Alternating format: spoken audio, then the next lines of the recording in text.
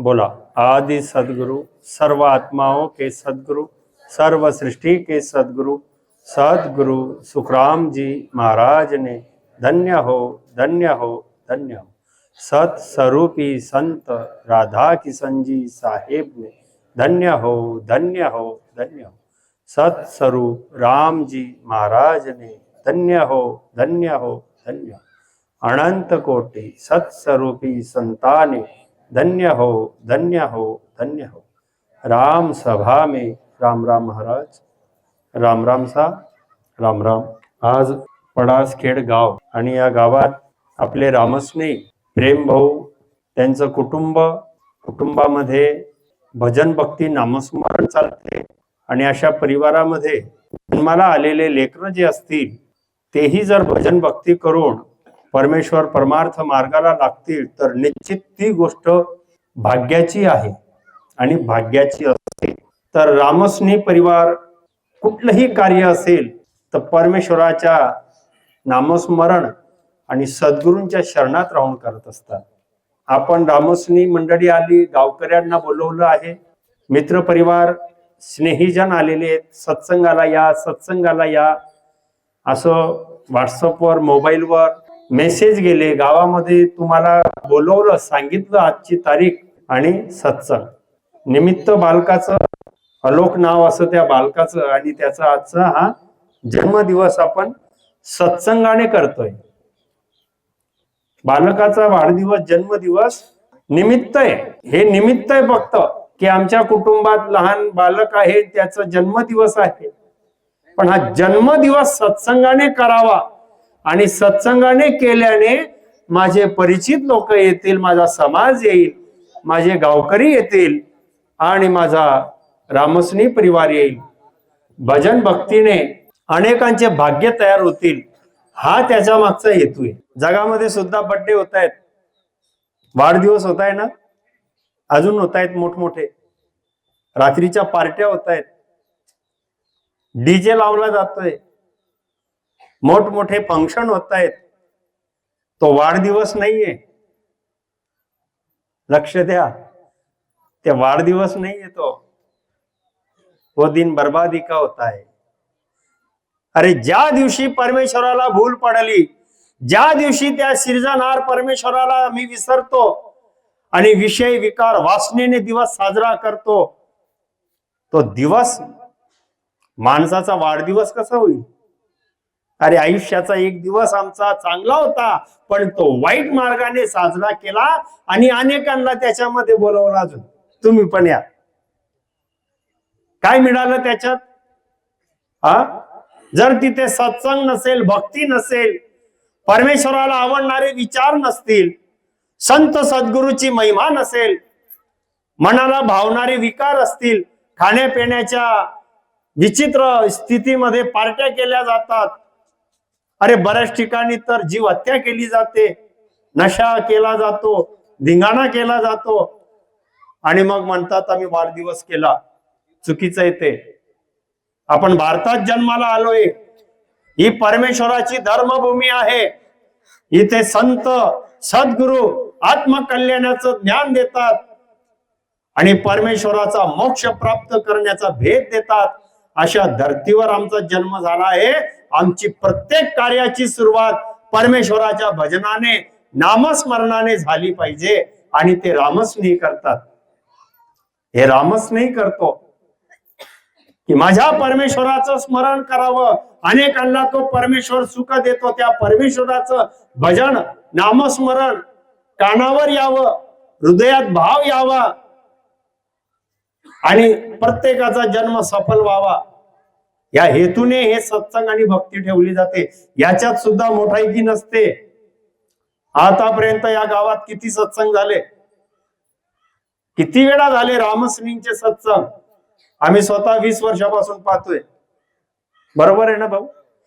20 वर्षापासून पाहतोय आम्ही, सत्संग होत आहेत, गावकरी पण ऐकतायत। पण एक प्रश्न निर्माण झाला का गावामध्ये? चंदा मागितला का? पावत्या मागितल्या का? देणगी गोळा केली का? केली का? पावती नाही, देणगी नाही, कोणाचा पैसा घेतला नाही आणि काही छुछा नाही, काही जादूटोणा, काही मंत्र नाही, काही भोपा नाही, काही भोम्या नाही. सरळ सरळ भक्ती मार्ग, सरळ सरळ परमेश्वराचं राम नाम जीव तोडून तोडून सांगावं. आणि त्याच्यात स्वार्थ काही नाही, काही स्वार्थ नाही, फक्त या जीवाला परमात्मा मिळावा, मला परमेश्वराची प्राप्ती झाली तशी प्रत्येक माझ्या बंधूला होते, प्रत्येक माझ्या मातेला होते आणि प्रत्येकाच्या घटात परमेश्वर परमात्मा प्राप्त होतो. असा जन्म आम्हाला 43,20,000 वर्षानंतर मिळाला आहे. हा जन्म जर तुम्ही समजून घेतला, मानव जन्मामध्ये 100 वर्षाच्या आयुष्यामध्ये तुम्ही थोडा वेळ जरी हृदयामध्ये भक्तिभाव ठेवून आपलं काहीतरी भक्तीचं कार्य निज मनाने केलं तर परमात्म्याचे सुकृत भेटून जातात. या तडमडीने रामसने कार्य करतो आणि बोलवतो. धन्य ते काम, धन्य ते कार्य. आदि सद्गुरु सुखरामजी महाराजांनी खूप महिमा केली आहे. आज या बालकाचं कार्य होतंय अलोक, आणि त्याच्या जन्मदिवसानिमित्त आज सत्संग होतोय. काय म्हटलं जातं, आदि सद्गुरु सुखरामजी महाराज सर म्हणतात, दिन दिन वे नरजुग में राम सने ही नाव, दिन दिन वे नरजुग में राम सने ही नाव, फिर दिन सो सुखराम कहे वा बस्ती वा गाव. धन्य धन्य त्याचं नाव. कोणाचं नाव? रामच नाही. गुरु महाराजांनी संतांनी पदवी दिली आहे, रामस्नेही नाव. हे कोणत्याही तहसीलदार ऑफिसामध्ये जाऊन आधार कार्ड पॅन कार्ड सारखं भेटणार नाही. तुमच्याकडे 50 कोटी असले तरी भेटणार नाही. तुमच्याकडे 1 किलो सोनं असलं तरी ही पदवी भेटणार नाही. तुमच्याकडे 25 गावाची जहागिरी असली तरी रामसनी पदवी भेटणार नाही. मग ही रामसनी पदवी देतं कोण? दिन दिन वे नरजुग में राम सने नाव. ही पदवी देतात संत, ही पदवी देतात सद्गुरु. की धन्य तो व्यक्ती, धन्य ते स्त्री पुरुष की ज्यांचा स्नेह त्या परमेश्वर रामाशी जुडलेला आहे आणि राम नामाशी गर्क झालेले आहेत, काळाच्या मुखातून सुटलेले आहेत आणि काळाच्या मुखातून सुटून परमेश्वराशी जुडलेले आहेत. ते धन्य, धन्य ते नर, धन्य ते नर नारी, धन्य धन्य ते स्त्री पुरुष की ज्यांनी काळाच्या मुखातून सुटका केली आणि काळाच्या मुखातून सोडवणारा परमेश्वर राम जो आहे त्या परमेश्वर रामाचा स्नेह केला. राम राम राम राम भजतात आणि परमेश्वराचे गुण गातात. ती पदवी धन्य, ते नाव धन्य, ते नर नारी धन्य, ते स्त्री पुरुष धन्य. मग असे जे राहतात, अशी रामस्नेही, ते रामस्नेही सुद्धा पवित्र असले पाहिजे बरं. हे नाव इतकं सोपं नाहीये बाबांनो. कोणी कोणी नावाचे रामस्नेही पण होऊन जातात. मी 30 वर्षापासून रामस्नेही आहे आणि 1 तास भजन नाही, असं रामस्नेही नाही. मी 10 वर्षापासून रामस्नेही आहे. जळगावला गेलो होतो आणि गुरुजी भेटले होते आणि आम्ही असं केलं होतं, रोज भजन नाही, तुमचं आमचं गुरु कार्य नाही, आमचं राहण्यामध्ये संतांचे लक्षण नाही. मग त्याला कोणी तोंडाने रामसनी म्हटलं तरी तो परमेश्वराला आवडणार नाही. रामसनी कसा असला पाहिजे ते आदि सद्गुरु सुखरामजी महाराजांनी सांगितलेलं आहे. त्याचं नित्य नियमाने निज मनाने भजन असलं पाहिजे, त्याचे विकार गेलेले पाहिजे. संत सद्गुरूंच्या चौकटीच्या ज्ञानात तो जीवन जगतो. दिन दिन वे नर नारी जुग में, दिन दिन वे नर नारी, साहेब काज झुरे निसवासर, कुबुद्धी प्रीत सुटारी. धन्य. अरे जे साहेबाचं कार्य, जीव कार्य, साहेबाचं कार्य काय, परमेश्वराचं कार्य काय? अरे जो परमेश्वर परमात्मा 3 लोक 14 भवन सृष्टी रचना करतो आणि ज्या परमेश्वराच्या आधारावर अखंड ब्रह्मांड चालतं, त्या परमेश्वराचं कार्य कोणतं आहे? फक्त मोक्षाला कसा जाईल, काळाच्या मुखातून जीव कसा निघेल, कसा हा भक्तीला लागेल, मानव जन्म प्राप्त करून देतो परमेश्वर परमात्मा, संत सद्गुरु पाठवतो परमेश्वर जीव कल्याणाकरिता, आणि यांचं जीवाचं कार्य कसं होईल ते कार्य आहे परमेश्वराचं, बाकीचं कार्य परमात्मा करून घेतो. पण मोक्षाला जाणं कठीण आहे, या काळाच्या मुखातून सुटणं कठीण आहे, जन्म मरणाचा फेरा सोडवणं कठीण आहे. आणि ते कार्य करावं, स्वतः आम्ही भजन करावं, निज मनाने भजन करावं, 84 लक्ष योनी कापून टाकावी, काळाच्या मुखात टाकणाऱ्या सर्व विद्या दूर कराव्या आणि एक कैवल्य राम बजावा, हे कार्य करावं धन्य. आणि ते इतरांसाठी करून त्यांनाही काळाच्या मुखातून काढावं, ते कार्य धन्य. सायव काज झुरे निसवासर, कुबुद्धी प्रीत सूट तारी.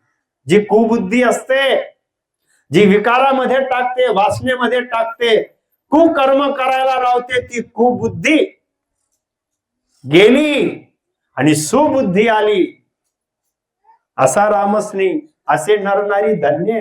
संत त्यांचे भजन गातात, मग दिन दिन सो नरनारी जुगमय, असे रामस्नेही.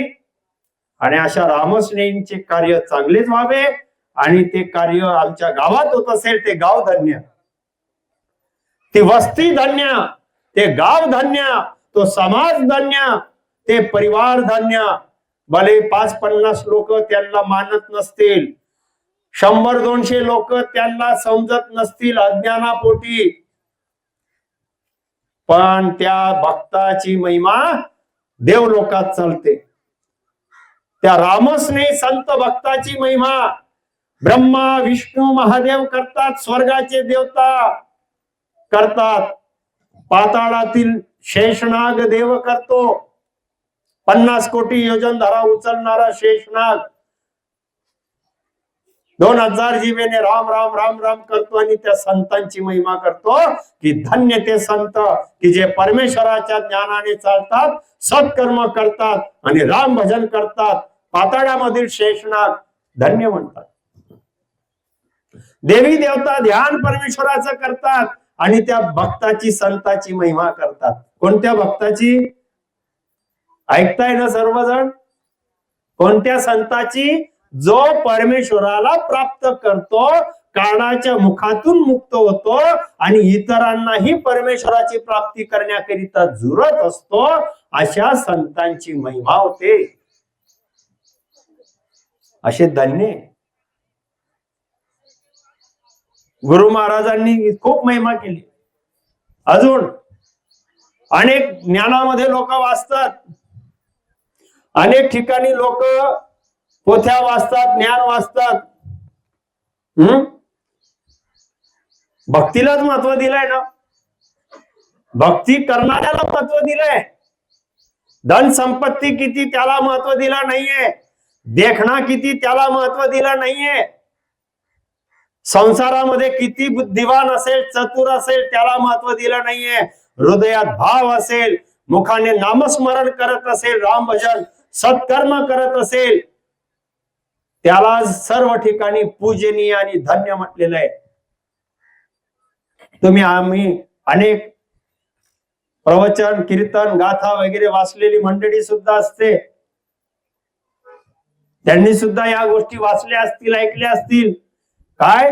पवित्र ते कूड पावन तो देश, जेथे हरीचे दास जन्म घेती, असे मोठमोठे अभंग आणि ओव्या म्हणतात. पवित्र ते कूड पावन तो देश. की पवित्र कोण, पावन कोण? अहो, जिथे भक्ती मार्ग चालतो, दास भाव असेल त्यालाच म्हटलंय. मग रामच नाही तर राम राम राम राम राम राम राम राम राम राम भक्तीच करतोय ना. राम राम राम राम करणे हे भक्ती आहे का? काय सांगा बरं, काय आहे? भक्तीच आहे ना.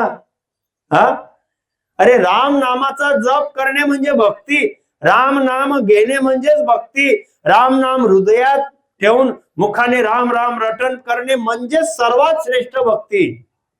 या भक्तीच्या वरती अजून कोणती भक्तीच नाही. नाम साधना म्हटलंय त्याला.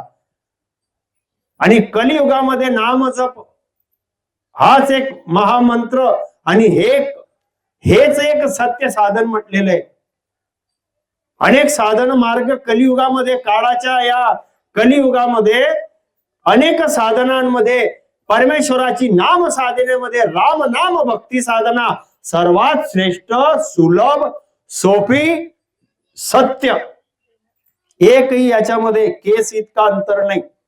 एकही या राम नामामध्ये, या भजनामध्ये, या भक्तीमध्ये एकही केसा इतका अंतर नाही. तो सत्यच आहे, श्रेष्ठ आहे, सहज आहे, सुलभ आहे, योग्य आहे. आणि बाकीच्या साधना कलियुगामध्ये कठीण म्हटल्या, साधल्या जाणार नाही. जीवाला मोक्ष मिळण्याकरिता खूप खूप प्रयत्न करून सुद्धा भेटणार नाही. हे आम्ही मनाने बोलतोय का? हे तर रामायणात दिलंय दादा, ताई रामायणात दिलंय, काका रामायणात दिलंय. ते कलयुग केवल नामधारा म्हटलंय. चहुजुग चहु श्रुती नाम प्रभाव, कली विशेष नाही आन उपाऊ. संत तुलसीदास महाराजांनी लिहिलंय. खोटं वाटत असेल तर वाचून या, आणि ज्यांनी वाचलं असेल त्यांना विचारा या चौपाईचा अर्थ. चहुजुग चहु श्रुती नाम प्रभाऊ, कली विशेष नाही आन उपाऊ. ज्ञानी लोकांना विचारा ना या गोष्टी की खरंच हे काय अर्थ आहे बरं. आमच्या गावामध्ये राम राम राम राम करणारी मंडळी आहे बाबा, आणि आम्हाला 30 वर्षापासून सांगता येते भजतो राम भजो, भजतो राम भजो. पण आम्ही तर ऐकत नाही. पण आम्ही रामायण आहे आमच्याकडे, गावामध्ये आहे. मग रामायण भारतातला चांगला ग्रंथ आहे. मग रामायणासारख्या एवढ्या मोठ्या श्रीरामचंद्राचा जीवन चरित्र आणि रामनामाचा महिमा असलेला, तुलसीदास महाराजांनी त्याचा अर्थ केलेला, वाल्मिकजींनी त्याचा अर्थ केलेला रामायण ग्रंथ म्हणतो, काय सांगतो? चहुजुग, 4 युग, चहुयुग, 4 युग, 4 श्रुती म्हणजे 4 वेद. 4ही वेद म्हणतात राम नाम सत्य, राम नाम सार, राम नाम तत्व, राम नाम. 4ही वेदामधला हा सारे स्वतः ब्रह्माने ते सांगितलं. 88,000 ऋषींनी ते ज्ञान भाती भातीने लिहिलं. एवढं ज्ञान लिहिल्यानंतरही राम नाम हा सार आहे, राम नाम हे जे सत्य आहे हे त्यांनी सांगितलंय, देवांनी सांगितलंय. ऋषी मुनींनी अनेक ग्रंथ लिहिला ना, राम नाम तत्व सार लिहिलं. त्याच्यात वेदामध्ये क्रिया करणी, मोठमोठे फळांच्या प्राप्त्या, जप तप यज्ञ हवन पूजन तीर्थ सर्व दिलं. पण राम नाम हा तत्व तुल्य सार आहे, राम नाम सर्वांमध्ये श्रेष्ठ आहे असं सूक्ष्म याच्यात लिहून ठेवलं, दिलंय ते. चहुजुग चहुश्रुती नाम प्रभाव. 4ही युगामध्ये राम नामाचा प्रभाव राहील. 4ही युगात हे राम नाम इतकं साधारण समजू नका. हे राम नाम आमच्या कल्याणाकरिता, जीवाला तारण्याकरिता, काळाचे कर्माचे दुःख दूर करण्याकरिता संत या धर्तीवर येऊन येऊन सांगतात. भजो तो राम भजी जो रे, हरी बिना दुरत जी जो रे. आदि सद्गुरु सुखरामजी महाराज म्हणतायत, सर्व नर नारी स्त्री पुरुष ऐका. आदि सद्गुरु सुखरामजी महाराज म्हणतात, भजो तो राम भजी जो रे. भास भाजायचं असेल, भक्ती करायची असेल तर परात्परी परमात्मा, देवांचा देव, अमर अविनाशी, जो काळाच्या मुखातून सोडवणारा आहे, अशा सत्स्वरूप साहेब राम परमेश्वराची भक्ती करा. त्या रामाला भजा, राम नामाने त्याचं भजन भक्ती करा. असा तो परमात्मा राम भजून घ्या. आणि जे काळाच्या मुखामध्ये ठेवून जन्म मरणामध्ये अडकवतात, असा कोणताही मार्ग असेल, तो त्रिगुणी मायेच्या भक्तीचाही मार्ग असेल तर दूर करा. काय याच्यामध्ये चुकीचं सांगितलंय की ज्याच्याने माझ्या जीवाला परमपद मिळत नाही, ज्याच्याने माझ्या आत्म्याला परमात्म्याची परमपदाची प्राप्ती होत नाही आणि मी काळाच्या मुखामध्ये जन्मतो, मरतो, 84 लक्ष योनीत जातो, गर्भवासाच्या दुःखात येऊन पडतो, ते दुःख माझे दूर व्हावे म्हणून भजतो राम भजा म्हटलं. हे कोणाचं मन दुखवायला सांगितलं का गुरु महाराजांनी? भजतो राम जीवाच्या कल्याणाकरिता, आत्म्याला परमात्मा प्राप्त व्हावा त्याकरिता, आणि जन्मापासून मी परमेश्वराची भक्ती करून सुखी होईल म्हणून मानव जन्म मागत होतो, आणि तो मानव जन्म मला 43,20,000 वर्षानंतर मिळाला. मग भजतो राम भजला नाही पाहिजे का? मी भजला पाहिजे. म्हणून गुरु महाराजांनी म्हटलेले हा परमात्मा कैवल्य राम भजा, की ज्या परमेश्वर रामाचं चारही युग गुणगान करता, सतयुग, त्रेतायुग, द्वापार युग, चारही युगामध्ये रामनाम हा सार असेल. पण कलियुग ऐका, चारही युगामध्ये रामनाम हा तथ्य आहे, सार आहे, मोठा आहे. सर्व युगामध्ये रामनामाने भक्ती करून मोक्षाला गेले, अनेक संत गेले. पण ज्या कलियुगाचं आगमन होईल, कलियुग आल्यानंतर कलियुगामध्ये राम नामच चालेल. कलियुगामध्ये राम नामानेच मोक्ष होईल. कलियुगामध्ये राम नामानेच कर्म कापले जातील. कलियुगामध्ये हा राम नामच साधनेमध्ये सत्य राहील. हे त्या साथीचा अर्थ आहे रामायणाचा.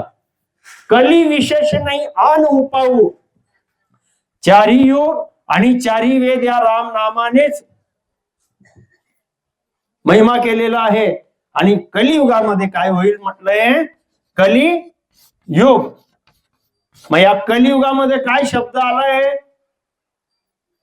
कली विशेष नाही आन उपाऊ. कलियुगामध्ये हे राम नामच विशेष राहील, राम नामच श्रेष्ठ राहील, राम नामच कर्म कापेल, राम नामानेच मोक्ष होईल. कली विशेष नाही आन उपाऊ. कलियुगामध्ये हा राम नाम विशेष राहील आणि अन्य उपाय चालणार नाही.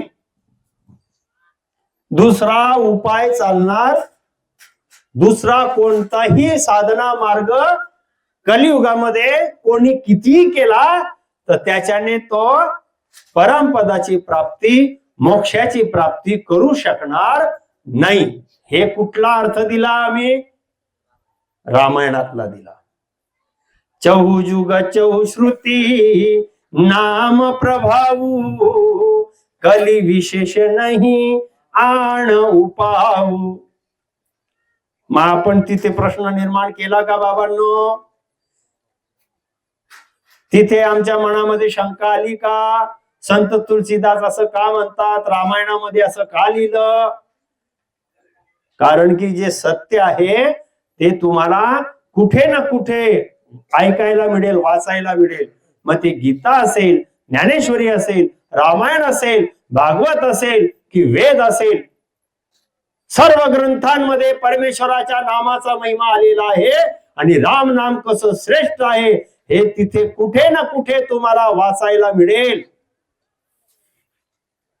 ज्ञान ग्रंथ सब सामडो गुरु महाराजांनी दिलंय. ज्ञान ग्रंथ सब सामडो तत्कण लेव विचार. किती गुरु महाराजांनी, आदि सद्गुरु सुखरामजी महाराजांनी कसं कसं समजवलेलं आहे की तुम्ही वेद वाचून पहा, तुम्ही पुराण वाचून पहा, तुम्ही भागवत वाचून पहा, हे वाचून पहा. आणि याच्यातला तत्त कण सार राम नाम आहे. तो राम नाम तुम्ही घ्या. इतका सर्व सार जो निघेल तो एकच निघेल, राम नाम. एवढं फिरून आल्यानंतर राम नामावरच यायचंय. चारी वेद वाचा, पुराण वाचा, शास्त्र वाचा, भागवत वाचा, सर्व ज्ञान वाचून घ्या. पण सर्वांमध्ये तुम्हाला नामाची महिमा मिळेल. आणि तत्त तुल्य राम नाम हाच सत्य आहे. आणि जो घरामध्ये विश्वास ठेवून राम नामाने जप करेल, राम नाम सद्गुरु विधीने भजेल, तो हंस मोक्षाला जाईल. हे तुम्हाला वाचायलाच मिळेल. आणि ते जर कोणी पहिलेच करायला लागून गेलं, नामस्मरण प्रेम प्रीत ठेवून संत सद्गुरूंच्या ज्ञानाने, आणि ते तुम्हाला 80 वर्षानंतर समजेल की अरे गावामध्ये ते बोलत होते पण मी केलं नाही, पण आता बरोबर ते सांगत होते ते बरोबर आहे बरं. पण 80 वर्ष निघून जातील ना. हा, म्हणून पहिले सत्य आहे ना ते तुम्ही ज्ञानाने ऐकून अनुभव करून जीवाचं कार्य करून घ्या बाबांनो. हा मानव जन्म परत परत भेटत नाही. आम्ही भक्ती करण्याकरिता आलो. हा मानव जन्म मोक्ष प्राप्त करून देण्याकरिता सर्वात श्रेष्ठ आहे. अनेक भक्ती मार्गांमध्ये अनेक विधीमध्ये फळं मिळतात आणि जन्म मरणामध्ये जीव बांधला जातो. पाप पुण्यामध्ये जीव हा काळाच्या मुखामध्ये कर्म भोगत असतो आणि पाप पुण्यातून जन्म मरणाच्या फेऱ्यातून दुःखाच्या चक्रातून मुक्त होण्याकरिता सद्गुरु या ठिकाणी कैवल्य रामाची भक्ती सांगतात. भक्ती मार्ग आहे हा राम राम जप करणे, म्हणजे हा सत्य राम नामाने भजन भक्ती करणे भक्ती मार्ग आहे. राम नाम जिथे लागून गेला त्या कार्याचं सर्व मंगळ कार्य होऊन जातं, शुभ कार्य होऊन जातं. राम नाम आला म्हणजे तुमचं कोणतंही काम सकाळपासून रात्रीपर्यंत करणाऱ्या व्यक्तीने राम नामाची जोड दिली म्हणजे तुमचं सर्व कार्य कसं शुभ होतं, चांगलं होतं, त्याचं थोडक्यात सांगतो. जर तुम्ही स्नान करताना राम नाम घ्यायला लागले, तुमचं तीर्थ स्नान होऊन जातं. तीर्थाला जे जाण्याचं पुण्य आहे ना, गंगोत्री, काशी, 68 तीर्थ, जे जाऊन तुम्हाला पुण्य भेटेल 2 महिना 1 महिना फिरून आल्यावर. फुकट होईल का ती यात्रा? फुकट नाही होणार. 50,000 15,000 10,000 काही ना काही तर तिकीट लागेल. तिकीट लागेल. 10,000चं जरी पकडलं आपण, मग हे झालं तिकीट फक्त. पण 10 दिवस तुम्ही गेले तर 10 दिवस घरदाराचं काम धंदे सोडून गेले, ते खोटी झालं. त्याच्यानंतर तुमची औषध पाणी दवा, कारण की हे शरीर दुखणारच आहे. ते दवा पाणी करतो, 10 दिवस जातो, 10-15 हजाराचं तिकीट काढतो आणि वेगवेगळे आपण पुण्य करता जातो. गंमत म्हणून कोणी जात नाही बरं ताई आजी. तीर्थाला जाणारी मंडळी भक्तिभाव ठेवून जाते की संसारामध्ये मी खूप केलं आणि कोणी कोणाचं राहत नाही, आता त्या देवाची यात्रा करून येतो, तीर्थ स्नान होऊन जाईल, माझे काही वाईट कर्म धुतले जातील आणि पुण्य माझ्या पदरामध्ये पडेल म्हणून तीर्थाला गेले. पण ते तीर्थाचं पुण्य जर तुम्हाला राम नामाने घरामध्ये बिना पैशाने कुठे न जाता 30 मिनिटांमध्ये भेटत असेल, किती मिनिटांमध्ये? एक घडी आधी घडी हर को ध्यान धरे. अर्ध्या तासामध्ये राम नामाने जर तुम्हाला कैवल्य रामाचं मोक्षाचं फळ प्राप्त होऊन जातं आणि अनेक देवांचे पुण्य कर्म तुम्हाला राम नामाच्या जप मध्ये मिळून जातात, मग काय चिंता राहिली का? काही चिंता राहिली? गव्हर्नमेंटची योजना आली गावामध्ये तो सोडता का तुम्ही? अरे रेशनिंग सोडत नाही बारे, रेशनिंग सोडत नाही. 5 किलो तांदूळ 10 किलो गहू. नाव नसलं तर म्हणतो आज सुनबाईचं पण नाव लावून दे रे दादा. अरे 15 बिघा जमीन पडली ना तरी 5 किलो तांदूळ साठी फिरतोय. मुलाचं नाव लागलंय, सुनबाईचं नाही नाव लागत, म्हणून जा तहसीलकडे जा, ग्रामपंचायत मध्ये जा. काय तर म्हणे तुम्हाला काय जातं भाऊ, सरकारची योजना आहे. मग सरकारची योजना आहे आम्हाला धान्य भेटतं, त्या योजनेचा लाभ केला. सरकारची योजना आहे आम्हाला काही ग्राम निवास काही योजना असेल, काही जमीन किंवा काही घरदार मिळत असेल त्याचा लाभ केला. पीक विमा काढला असेल शेतकरीने, त्याचा काही लाभ मिळत असेल त्याचा लाभ केला. शिक्षणाची काही सवलत असेल मुला मुलींची, त्याचा लाभ करून घेतला. तुझं काय जात आहे दादा? सरकारचं आहे. ठीक आहे बाई. बस प्रवास मोकाट, एकदम फुकाट. पहिले जात नव्हत्या ना, आता कुठे काम असलं तर पहिले मालक काबरत म्हणजे तिकीटच लागत नाही. पहिले 200-150 रुपये लागायचं ना दादा, आता फक्त शान मध्ये दाखवतो म्हणे मी, असं पहा. आणि त्याला शंका आली तर अजून दुसरं कार्ड पण आहे. मी बरोबर वयात बसतो, पैसे नको घेऊ. म्हणजे सरकारची योजना वोट मध्ये आम्ही बरोबर करतोय. परमेश्वराची योजना मागे का बरं ठेवताय तुम्ही? भजो तो राम भजी जो रे, हरी बिन दूरत जी जो रे. अरे त्या मालकाने तुम्हाला राम भजन करावं म्हणून 77 कोटी 76 लाख श्वास दिले, संत सद्गुरूंचं ज्ञान दिलं. हा 43,20,000 वर्षानंतर मानवाचा जन्म प्राप्त करून दिला. मग त्या मालकाने, त्या स्वामीने, त्या सिरजहान परमेश्वराने दिलेला मानव जन्म, आणि त्या मानव जन्मातून भक्ती करण्याचा अधिकार आणि परम सुखाचा अधिकार तुमच्या वाट्याला आला, तुमच्या भाग्याला आला. पण हा माणूस ते भाग्य समजत नाही. बाकीच्या सर्व योजनामध्ये तो धावून पडतो एकदम.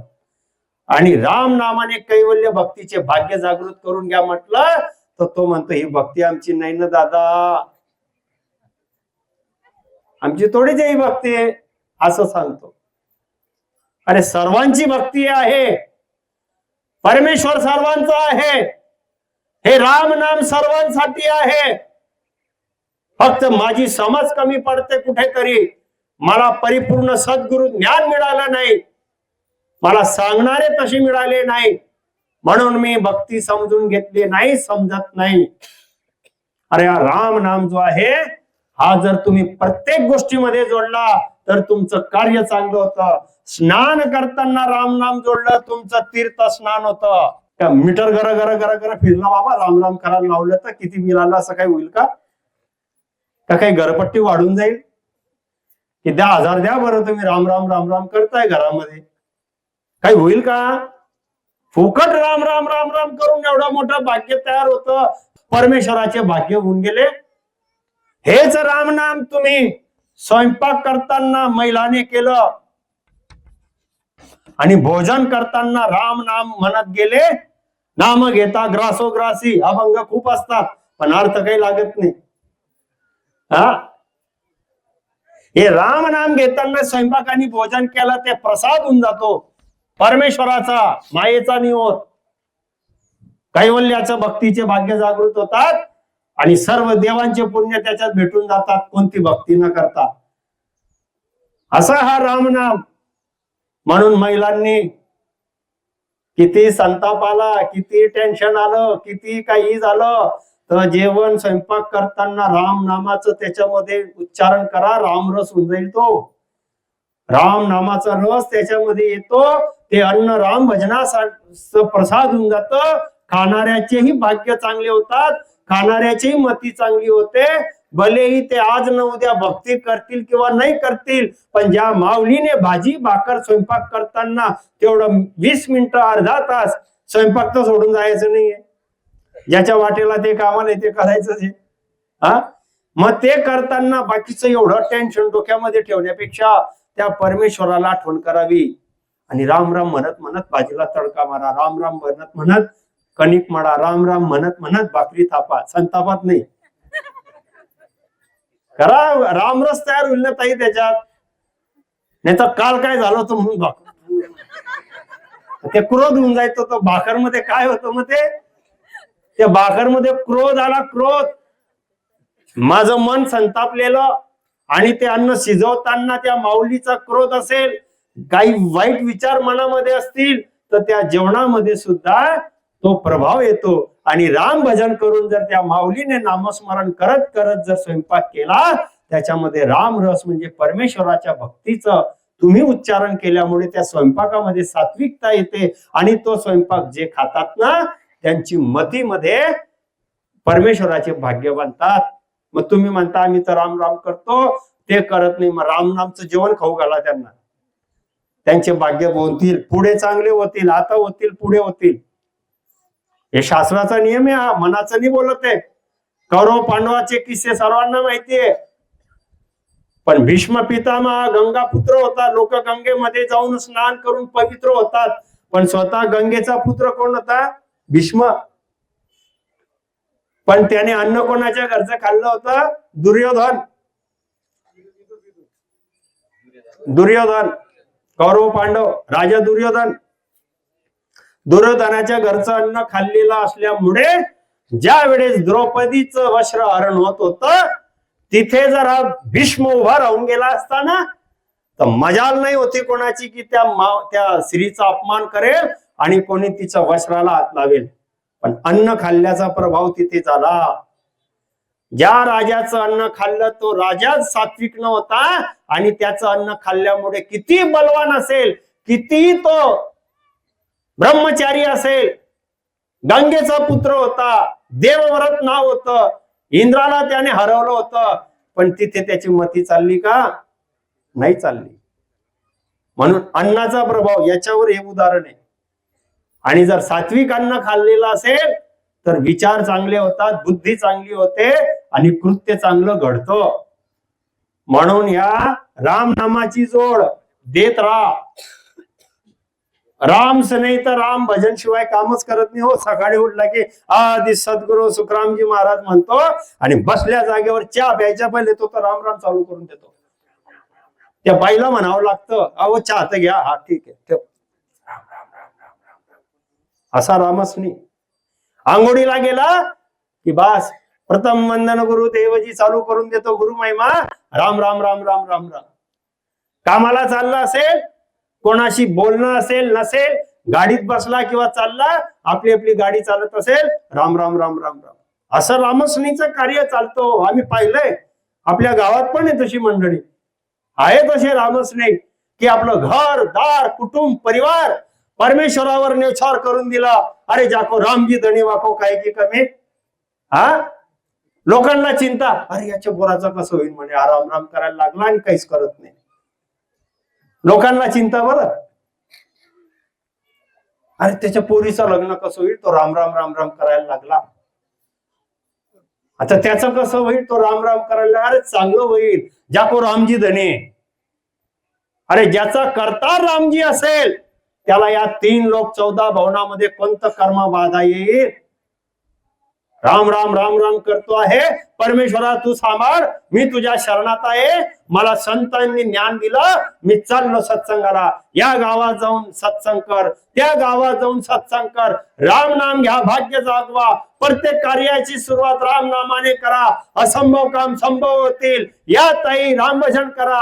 अहो दादा या राम राम करा. मग कोणी चांगलं म्हणो की कोणी वाईट म्हणो, गावागावाला जाता माझे रामस्वामी बंधू भगिनी आणि जीवांना राम राम राम राम सांगता. 11-11 मिनिटं, अर्धा तास घरात दारात अंगणात जिथे जाईल तिथे राम राम राम करायला लावतात आणि त्यांचे भाग्य तयार होतात. हे कार्य पहा रामस्वामीचं. त्याला पण संसार आहे, त्याला पण मुलाबाळा आहे, त्याचंही घरदार आहे, पण त्याने एकच बस माझा परमेश्वर आहे, माझं चांगलं होईल. आणि चांगलंच होतं, चांगलंच झालंय. उदाहरण पाहून घ्या बरे. ज्याने राम भजन करून तंबाखू सोडली, गुटखा सोडला, दारू सोडली, बोकडा कोंबडा खाणं सोडलं, चांगलंच झालं का नाही त्याचं? चांगलंच झालं. व्यसन सोडून दिलं, मांसाहार सोडून दिला, वाईट कामामध्ये त्याचा टाइम जात होता. चुगली, निंदा, मस्करी, थट्टा याच्यात त्याचा टाइम जात होता.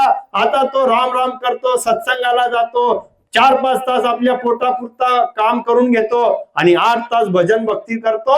परमेश्वर त्याचं 1 महिन्याचं आणि 5 महिन्याची व्यवस्था करून देतो. परमेश्वराच्या कार्यात तुम्ही 1 पाऊल जा, 1000 पावलाने तो तुमचं कार्य चांगलं करतो. असा तो परमात्मा आहे, असा तो रामजी आहे. अशा त्या परमेश्वराने केलंय आणि त्याच परमेश्वराच्या भरोशावर संत रामस्वामी कार्य करतो आणि त्याचं चांगलंच होतं. दुःख आलं तो रामस्वामी म्हणतो माझे मागच्या जन्माचे किंवा कर्माचे बदले असतील, मी भोगतोय. भक्तीला आणि परमेश्वराला दोष नाही देत तो. काय म्हणतो तो?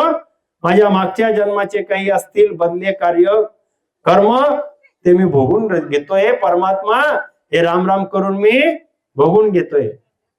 सुख आलं, धन संपत्ती आली, वैभव आलं, काही आनंदाचे क्षण आले, काहीतरी सुखाच्या अनेक गोष्टी घडल्या, तिथे सुद्धा तो काय म्हणतो, भक्त रामच नाही, परमेश्वरा हे तुझ्या कृपेने आलं बरं, हे काही माझ्याकडे नाही होत, हे तुझ्या कृपेने आलं, दुःख आलं ते माझ्यामुळे आलं, मी मागच्या जन्मामध्ये काही खोटे कर्म केले असतील ते भोगून राहिलो आहे, असं जीवन जगतो तो संत, तो रामच नाही.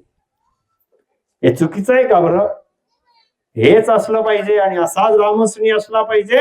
आणि त्याची समाजाने सुद्धा, गावकऱ्याने सुद्धा, मित्रमंडळीने सुद्धा अशा भक्ताचा विचार केला पाहिजे. खरंच या ज्ञानाने, अशा विचाराने हे जीवन जगता आहेत तर यांना भले आपण नाही स्वीकार केला, पण ब्रह्मा विष्णू महादेव देवता सर्व त्या भक्ताची महिमा करतात. आणि असं राम नाम आमच्या जीवनात जोडा बाबांनो. सकाळपासून रात्रीपर्यंत चालता बोलता उठता बसता राम राम सुरू करा. लोक म्हणतात वेळ भेटत नाही. काय म्हणतात लोक? टाइम नाही भेटत दादा. टाइम भेटत नाही का? मग घड्याळ का लावली घरामध्ये? घड्याळ का लावली बरं? 7 वाजले पोराला शाळेत पाठवायचंय, 8 वाजले कुठे कामावर जायचंय, 10 वाजले पुढे अजून कुठे बाजार करायचा आहे का काय, 12 वाजले मुलं घरी येतील, 2 वाजले बँकेत जायचंय. घड्याळ लावली ना, सकाळी पहाटे 5 वाजेला पाणी येईल घड्याळ पाहता. कॅलेंडर लावलंय घरामध्ये, 11 तारखेला लग्न, 12 तारखेला दशक्रिया विधी, 15 तारखेला साखरपुडा, असे बरोबर रिंगण मारून ठेवतात त्या कॅलेंडरच्या तारखेला. मग संसाराचे काम करण्याकरिता तारीख बरोबर माहिती, दिवसभराचे काम करण्याकरिता घड्याळीच्या काट्यावर काटा फिरतो तो टाइम बरा माहिती, आणि भक्ती करण्याकरिता सांगितलं तर टाइमच नाही, दिवसच मिळाला नाही. संसाराकरिता बरोबर भेटते, जीवाच्या कल्याणाकरिता आणि परमेश्वराच्या भक्तीकरिता टाइम आम्ही काढत नाही, हे आमचं दुर्भाग्य आहे. आहे टाइम, आम्हाला कामाला टाइम आहे, आम्हाला संसाराच्या मर्यादा पालन करायला टाइम आहे, आम्हाला रात्री झोपायला टाइम आहे, आम्हाला भोजन जेवण वगैरे करायला टाइम आहे. मग 1 तास राम भजन करायला का नाहीये? आमची इच्छा नसते म्हणून नाहीये. रोज इच्छा करा, करा इच्छा. हो, मला नामस्मरण करायचं आहे, मला नामस्मरण केल्याशिवाय मी रात्री झोपणार नाही, असं बिलकुल व्रत करून ठेवा बरं. मला रोज 1 तास राम नामाने नामस्मरण करायचंच आहे, बरोबर टाइम भेटेल. पहिलेच म्हणून देतो ना आम्ही, टाइम नाही भेटत, मग कशाला भेटेल? निश्चय तर करा. हा, शुभ कार्य करता मुहूर्त न लागे, यश येई मागे कर्तृत्वाच्या. यश केव्हा मिळतं? कर्तृत्ववान असेल तर बरोबर यश येऊन पडतं पदरात. आणि कोणतंही चांगलं काम करायचं असेल तर तिथी पाहू नका, वेळ पाहू नका, मुहूर्त पाहू नका. दिवाळीपासून करून, दसऱ्यापासून करू, आणि आमचा वाढदिवस येईल तेव्हा करू, आणि घर बांधकाम झालं की करू, आणि मुलाबाळांचे लग्न झाल्यावर राम राम करू. हे तिथी पाहण्याची काय गरज आहे? वेळ कशाला पाहता तुम्ही? चांगलं काम करायचंय ना, बस मला राम भजन करायचंय का? हो, मी करेल. पाहतो मी राम नामाने नामस्मरण करतो बरं, 3 महिने नामस्मरण. रोज 1 तास घरात बसावं, प्रेम प्रीत ठेवावी, धार राम नामाने लवलीन होऊन जावं, रसना जीभ चालू द्यावी, इकडे तिकडे विकारामध्ये पडणारं मन श्वासावर लावावं. करा बरं 1 तास नामस्मरण, आणि मग सांगा तुम्ही अनुभव. पूर्ण रोम रोम रोम रोम मध्ये नामस्मरणाचा, भक्तीचा प्रभाव येतो. निज मनाने नामस्मरण केल्याने. हे राम नाम काही साधं नाहीये. राम नाम की औषधी शब्द वापरलाय संतांनी, राम रसायन शब्द वापरलाय विज्ञान. असा राम नाम आमच्याकडे आल्यावर आम्ही त्याचा उपयोग चांगला करा, आणि नामस्मरण करा. रोज 1 तास काढा टाइम, आणि तुमचे संसार सुखी करा, जीवाचं कल्याण करून घ्या. या मानव जन्माला सार्थकी लावा, नाही तर मिळालेला मानव जन्म हातातून सुटेल, आणि नंतर तुम्हाला दुःखच दुःख राहील. कोणी तुम्हाला तारणार नाही, कोणी तुमच्या जीवाचं कार्य करू शकणार नाही. जे करायची वेळ होती तेव्हा ऐकलं नाही. भाग्यवान शब्द वापरलाय माणसाला. बडे भाग मानव तन पावा, सुर दुर्लभ सद्ग्रंथ ही गावा. हे राम नाम घेतलं की भाग्यवानच होणार आहे. करा हे रामनाम, आंघोळ करताना करा, स्वयंपाक करताना, जेवण करताना, पायी चालताना करा, कुठे चालत जाताना, शेतात कामाला जाता का नाही, या गावात शेतात जाता का लोक, या गावात जाताना, चला चांगलंय, म्हणजे शेतात काम करायला जाताना मग थोडंफार 10 पावलं तर चालावं लागतं का नाही, चालणं होतं, इकडे तिकडे फिरणं होतं, मग चालताना राम राम करावं. याने काय केलं आणि त्याने काय केलं आणि तिचं काय झालं आणि हिचं काय झालं, या गोष्टी कोणी सांगितलं तर म्हणा बंद करू माय, मला टाइम नाही म्हणा, मी राम राम करते. आणि करा चालताना राम राम राम राम करा आणि घरी येताना राम राम करा. जर चालतानाही रामनामाची जोड दिली ना, तुमचे धामाला जाण्याचं जे पुण्य भेटतं ना, 4 धाम, ते एका रामनामात भेटून जाईल. चालताना राम म्हणे वाट चाली, यज्ञ पाऊला पाऊली, धन्य धन्य ते शरीर तीर्थवर्ताचे माहेर. अहो, रामनाम म्हटल्याने तुमचे यज्ञ होऊन जातात, रामनाम म्हटल्याने तुमचे तीर्थ होऊन जातात, रामनाम केल्याने एकादशी होते, रामनाम केल्याने श्रावण सोमवार होऊन जातो. सोमवार आहे का? रामनाम केल्याने होतो बाबा, नक्की 100% होतो. महादेवाने सांगितलंय पार्वती मातेला की या रामनामाचा जप करावा, आणि या रामनामाचा जप जो करेल, 1000 नामाचे पुण्याचं जे फळ मिळतं ते एका रामनामाने मिळतं पार्वती. आणि तू हे रामनाम घे, हे वरानने उमे, हा रामनाम तत्तुल्य शब्द आहे, हा तू घे आणि तू पुण्यवान हो. राम रामेती रामेती रमे रामे मनोरमे, सहस्रनाम तत्तुल्य रामनाम वरानने. पद्मपुराणात दिलंय, रामरक्षामध्ये आलेला मंत्र आहे, पद्मपुराणात दिलंय की राम नाम असा शब्द आहे ब्रह्मांडामधला की या राम शब्दासारखा शब्द नाही, राम नामासारखा मंत्र नाही. भजो तो राम भजी जोरे, हरी बिन दूरत जी जोरे. झाला श्रावण सोमवार, रोज राम राम राम राम करतोय आपण, रोज करा. नाही तर 4 महिने पालन करा आणि 5व्या महिन्यापासून सुट्टी. हा, असं नाही करायचं. रोज राम भजन करणाऱ्याचे हे सर्व पुण्य मिळून जातात. त्याला पुण्य घेण्याकरिता वेगवेगळ्या देवांकडे जावं लागत नाही. जो कैवल्य राम नामाने परमेश्वराचं भजन करतो, सद्गुरूंच्या शरणात येऊन, त्याला वेगवेगळे मंत्र घेऊन, वेगवेगळ्या विद्या करून, वेगवेगळ्या देवांच्या भक्त्या करून पुण्य मागायला जायची गरज नसते. एका कैवल्य रामामध्ये ब्रह्मा, विष्णू, महादेव, अवतार, देवी, यज्ञ, तीर्थ, धाम सर्वांचे पुण्य भेटतात कुदरती, आणि तो मोक्ष फळ त्याला मिळतं. कोणाची अवकृपा राहत नाही. किती एका नामामध्ये फायदे, एकच नाम आहे, फायदे किती आहे, करून घ्या.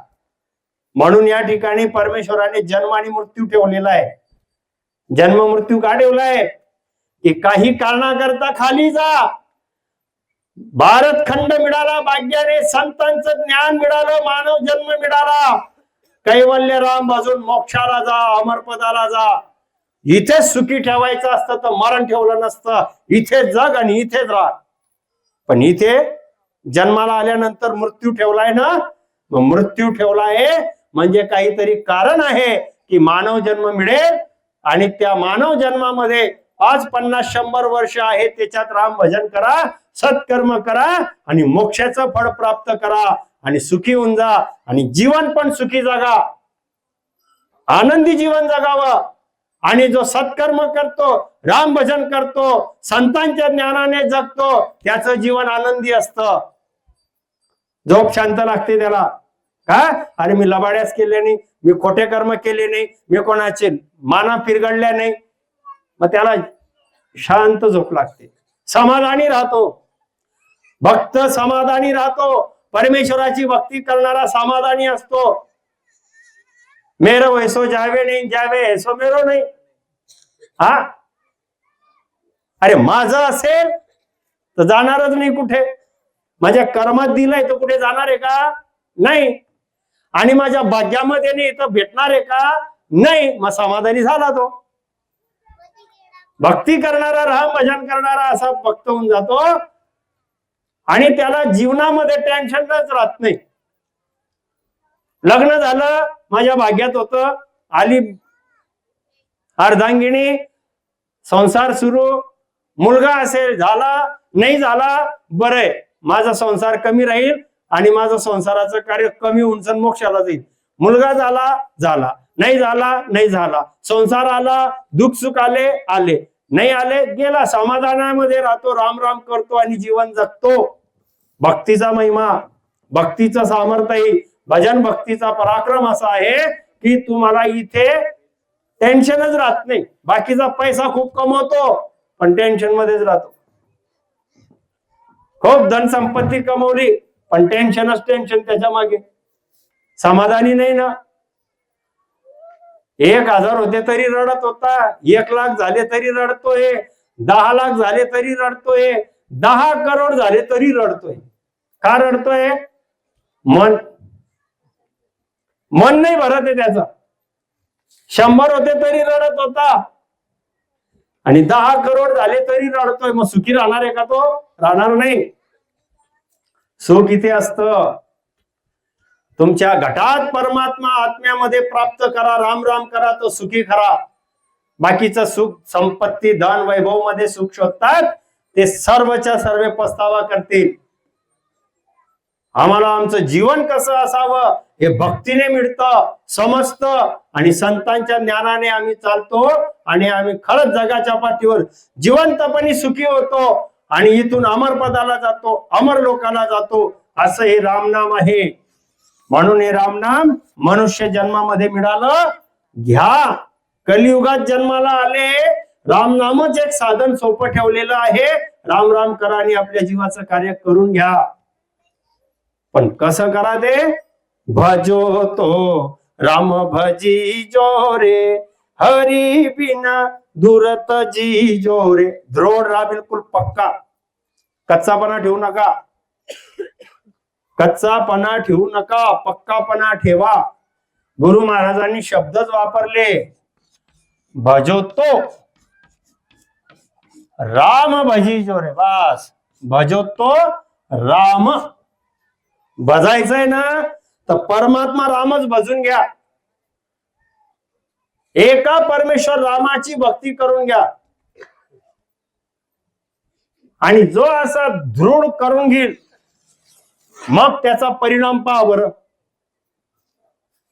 औषधच घेतलं नाही त्याच्या पहिल्या डॉक्टराची बदनामी सुरू करून टाकली. 10 वाजेपासून बसून ठेवतो, 2 वाजेला नंबर लावला आणि 1,500 औषधी आणल्या आणि गुण झाला नाही. म्हणजे माय काही खरं नाही. 4 महिन्यापासून जातो, रोज हप्त्यातून महिन्यातून गेलो, सकाळी 10ला जा, दुपारी 2 वाजेला नंबर लागतो, 2,000चे मेडिकल घेतो, घरी येतो, गुणच लागला नाही. मग एका माणसाने विचारला, असं काय म्हणे, गुण का नाही लागला? गेला त्यांच्या घरी, सांगा बरं म्हणे. व्यवस्थित म्हणे 10ला जातो, दुपारी त्याची गर्दी 2 वाजेपर्यंत माझा नंबर लागतो, 25वा 26वा मेडिकल आणतो आणि 4-5 महिन्यापासून म्हणे मेडिकल म्हणे त्या काय कपाटात आहे, कपाट भरून ठेवलं ना. अरे पोटात टाकायला पाहिजे होतं ते, तर कपाटात ठेवतो रोज. बाटल्या आणल्या की कपाटात, औषधे आणल्या की कपाटात. मग गुण कस काय लागेल? हा म्हणे आम्ही 30 वर्षापासून ऐकायला जातो, ते भाऊ बोलता म्हणून जातो. थोडाफार गावात राहणं पडतं, 4-4दा बोलवतो, मग जातो. मग भजतो राम भजी जो रे. कपाटात नका ठेव, इथे ठेवा. भजो तो राम भजी जो रे, हरी बिना दूरत जी जो रे. करा, निर्मळतेने करा, विश्वासाने करा. आणि भीती असेल ना कोणाला, कोणाच्या मनात काही भीती असेल की राम राम राम राम राम राम करतो बाबा मी, तर त्या परमेश्वराचं राम भजन करणाऱ्याला काहीच होणार नाही हो. जाको राखे साईया मार सके ना कोय. होणार नाही काही. अरे मांजरीच्या पिलाला काही झालं नाही ना.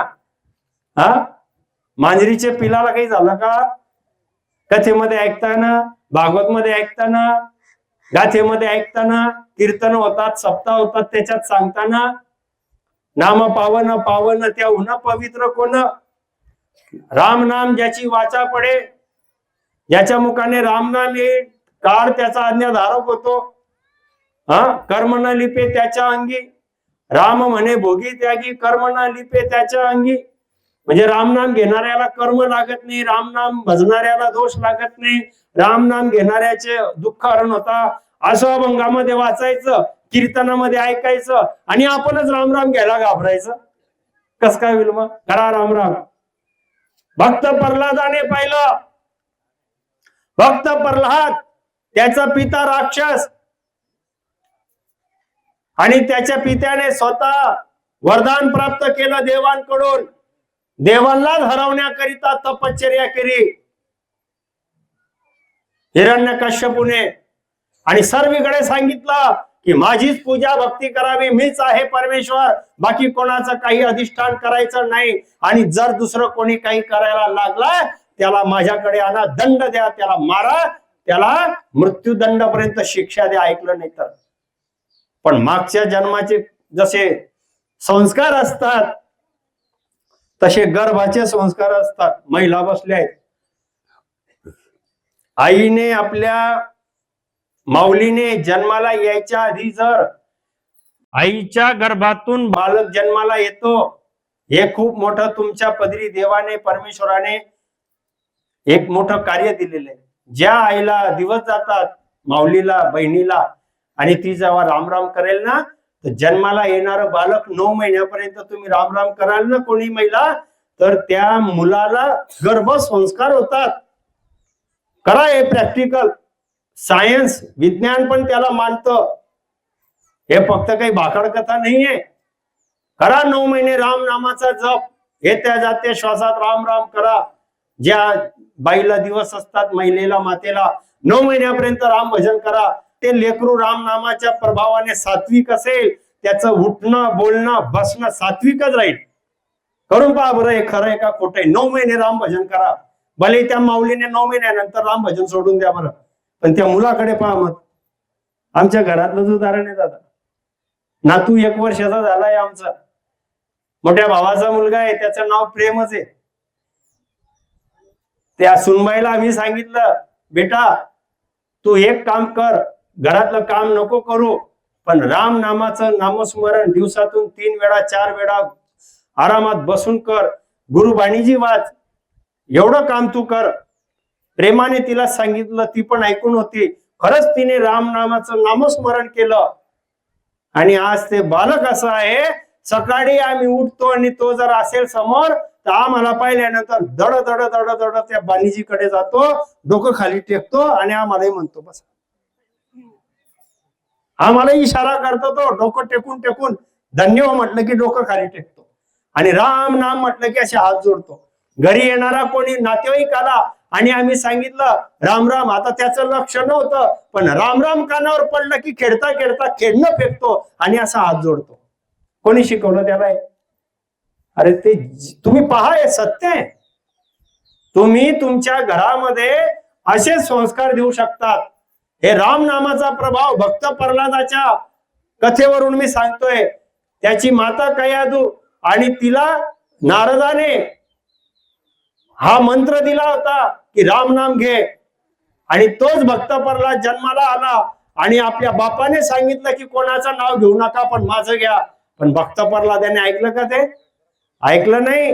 आणि ज्या वेळेस सिरियादे माता कुंभारीन, सिरियादे मातेने मटके आव तयार करून शेकण्याकरिता सर्व मटके ठेवून दिले, अग्नी चालू करून दिला, आणि एक मांजर त्या ठिकाणी फिरत होती की मांजरीचे पिलं त्या मटक्यांमध्ये राहिले, आणि आता हे मटके शेकण्याकरिता अग्नी चालू होऊन गेलेली आहे आणि ती मांजर फिरते. त्यावेळेस त्या सिरियादी मातेला समजलं की हिचे मटक्यात पिलं राहिले आहे, आता कसं होईल, हे पिलं मरतील, मला किती पाप लागेल. डोळ्यात पाणी आलं, हात असे जोडते, मांजर खाली फिरते, मटक्याला आग लागलेली आहे आणि राम राम राम राम राम राम राम राम राम राम राम. आणि तिकडने भक्त प्रल्हाद जात होता. भक्त प्रल्हादाने पाहिलं, हे काय बोलते सांग मला, हे काय करते सांग मला. आता ती घाबरली की याच्या पित्याने सांगितलंय जर कोणताही मंत्र आणि नाम घेतला तर मारलं जाईल. आणि हा म्हणतो की सांग तू काय करते. आता या लेकराशी खरं बोललो की खोटं बोलू, पण तो सांगतोय मी सांगणारच आहे, सांग. आता ती म्हणते आज सांगणारच आहे. म्हणे एक काम करते बेटा, ऐक, हे मी जे राम राम राम राम करते, हा जो स्वामी आहे सर्वांचा विश्वंभर आहे, जो जन्माला घालतो तोच या ठिकाणी संकट हरण करतो, दुःख हरण करतो, असा जो परमेश्वर आहे त्याला राम राम राम राम मी बसते. आणि हे मांजरीचे पिल्ल मटक्यांमध्ये अडकले आणि मी त्याचा धावा करते. मग तो म्हणे असं होतं का? म्हणे तोच पालन करता आहे, नक्की करेल. म्हणे मी पाहिल म्हणे मग असं होत असेल तर, पण मी आल्याशिवाय हे मटके काढायचे नाही. आणि तिचा धावा चालू आहे, राम राम राम राम राम राम राम राम. धो धो धो धो पाऊस पडला आणि ती आग शांत झाली आणि प्रल्हाद पण आला आणि त्याच्या समोर ते मटके काढण्यात आले. मांजरही फिरत होती, हिच्या डोळ्यातून पाणी चालू होतं. एक एक एक एक मटका काढायची, राम म्हणायची, राम म्हणायची, राम म्हणत म्हणत मटके काढले आणि 5 मडके बिना शेकलेले राहिले आणि त्याच्यात पिलं खेळत होते आणि ते टुनकन उड्या मारल्या आणि मांजरीचे पिलं मांजरीकडे गेले. भक्त प्रल्हादाने ते पाहिलं आणि तोही उड्या मारायला लागला, राम राम राम राम, मारने वाला है भगवान, बचाने वाला है भगवान. आणि मग भक्त प्रल्हादाने जे राम नाम चालू केलं, मग त्याच्या वडिलाने कधी हातीच्या पायाखाली टाकलं, कधी उकडत्या तेलामध्ये फेकलं, कधी पाडावरून फेकलं, पण भक्त प्रल्हादाने काही राम राम सोडलं? घाबरला का तो? केलं ना बरोबर. असा दृढ विश्वास ठेवा आणि राम राम करा ना. आम्हाला तो कोणी मारत पण नाही ना बाबा. अरे त्याला तरी त्याच्या वडिलांनी सांगितलं होतं, जो राम भजन करेल त्याला मारून टाकेल. आपल्याला तो परमात्मा सुख द्यायला तयार आहे. दृढ राहा, समजावून सांगा की राम नाम हे परमेश्वराची भक्ती आहे. राम नाम महादेवाने केलं, राम नाम शेषनाग देवता करतायत, राम नाम गाथेमध्ये सुद्धा आलंय, राम नामाने दगड तरली हे वाल्मिकी ऋषींनी सुद्धा रामायणात सांगितलंय ना, रामचंद्राने राम नाम घेतलंय. समजावून सांगा, प्रेमाने करा, दृढ राहा. एक तत्व नाम दृढ धरी म्हणा. हा, पण केव्हा म्हटलंय ते? कसं? एक तत्व. मग एक तत्व कोणतं? एक तत्व नाम, एकच नाम घ्या ना, राम राम राम राम. असं 17 नाम आले का तिथे? वेगवेगळे जप आले का? एक तत्व, बस एकच तत्व. राम भजन करा ना, राम राम राम राम करा बरं. अहो, राम नामाचा दृढ विश्वास ठेवणाऱ्याचं चांगलंच झालं, पण चतुराई कामात नाही येत तिथे. ज्ञानी सुलडे पानडा, भोलानीच फल खाय. अरे भोला होऊन जातो, विश्वास ठेवतो, त्याचं काम होऊन जातं. आणि जो तर्क बुद्धी विद्या लावतो तो तसाचा तसा राहून जातो. एक पंडित होता, एक मनमौजी होता, गुराखी मेंढ्या बकऱ्या ढोरं चारणारा मुलगा होता. 17-18 वर्षाचा एक मुलगा होता आणि एक पंडित होता, विद्वान. आता तो मुलगा जो होता, जे डोंगराळ भागामध्ये आदिवासी भागासारखा राहणारा, पण त्या डोंगराळ भागामध्ये एक सुंदर नदी वाहत असायची. नितळ पाणी, सुगंध फुलं, झाडं, स्वच्छ पाणी. आणि तिथे एक पंडित यायचा, आंघोळ करायचा आणि जायचा. आता एक दिवस हा मनमौजी नावाचा मुलगा आला आणि या मनमौजी नावाच्या मुलाने त्या बकऱ्या मेंढ्या चारता चारता चारता चारता तिथून जात होता. आणि ते पंडितजी आले, त्यांनी त्या नदीकाठी वस्त्र काढले, आंघोळीला गेले, बाहेर आले आणि असं नाक धरलं. आता या मुलाने गंमत पाहिली. मुलाचं नाव काय सांगितलं मी? कोणाच्या लक्षात आहे?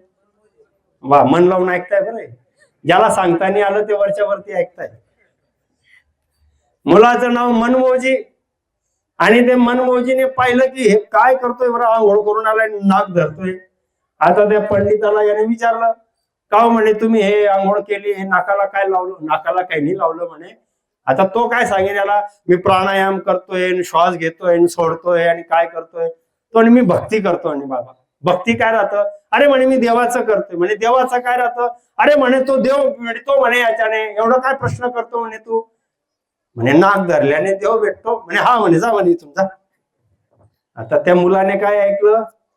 बस, आता हा आंघोळ करून निघून गेला. आता मुलाने पाहिलं नाग धरल्याने भक्ती होते, नाग धरल्याने देव भेटतो, करून पाहू बरं आपण.